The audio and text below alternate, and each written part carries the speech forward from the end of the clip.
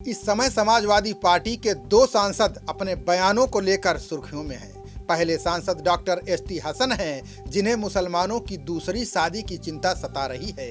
वहीं दूसरे सपा सांसद शफीकुर रहमान वर्क हैं, जिनके दिल से बाबरी मस्जिद का दर्द नहीं जा रहा है। दोनों की पीड़ा सुनकर आप भी हैरान रह जाएंगे। सबसे पहले बात करते हैं डॉक्टर एसटी हसन की। मुरादाबाद में एक कार्यक्रम के दौरान सपा सांसद डॉक्टर एसटी हसन ने कहा कि विधानसभा चुनाव आने वाला है। अल्लाह के वास्ते आपसे गुजारिश है कि आप चुनाव में मत बटना। आपका मकसद भाजपा को हराना है। भाजपा के आने से मुस्लिम पर्सनल लॉ बोर्ड खत्म हो जाएगा। आर्टिकल 30 और 29 खत्म हो जाएगा। कॉमन सिविल कोड कानून आ गया तो मुसलमानों के अधिकार छिन जाएंगे। इस कानून के आने के बाद आप दूसरी शादी नहीं कर पाएंगे। मैं किसी पार्टी का नाम नहीं ले रहा आपसे। अल्लाह के वास्ते इसमें बट मत जाना।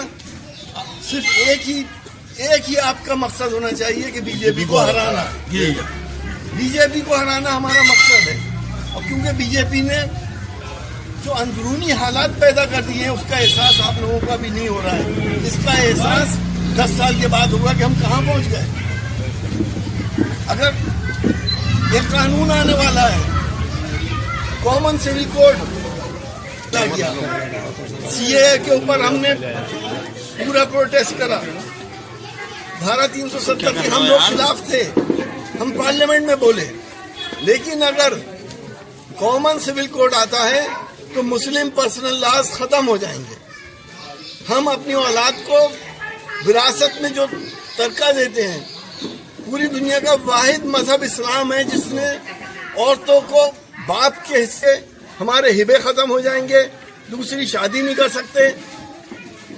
एक बड़ी समस्या क्या आएगी जो मैं आपको बताना चाहता हूँ, जो आपके दिमाग में रहनी चाहिए कि आर्टिकल 30 और आर्टिकल 29 खत्म हो जाएगा।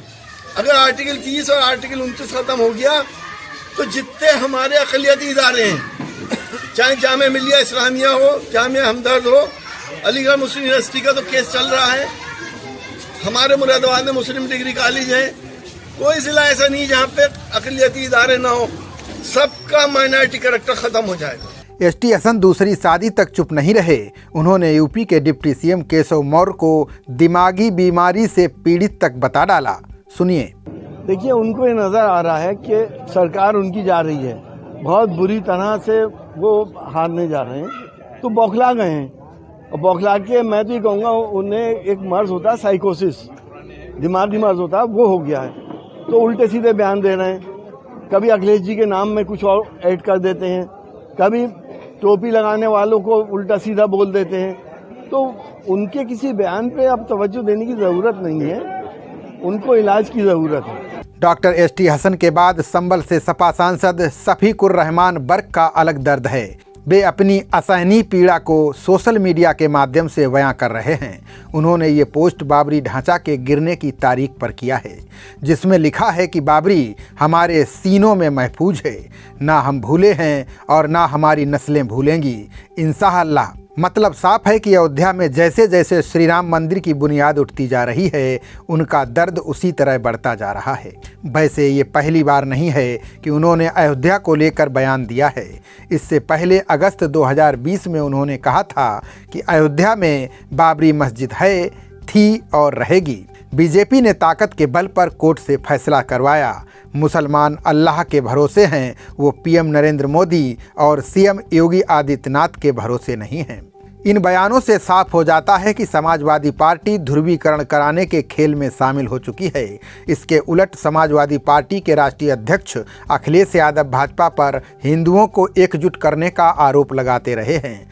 अब यही सवाल सपा के सामने खड़ा हो गया है कि उसके सांसद क्या कर रहे हैं। जब अयोध्या पर सुप्रीम कोर्ट का फैसला आ चुका है तो उस पर सवाल उठाकर इस तरह की पोस्ट डालना कहां तक वाजिब है।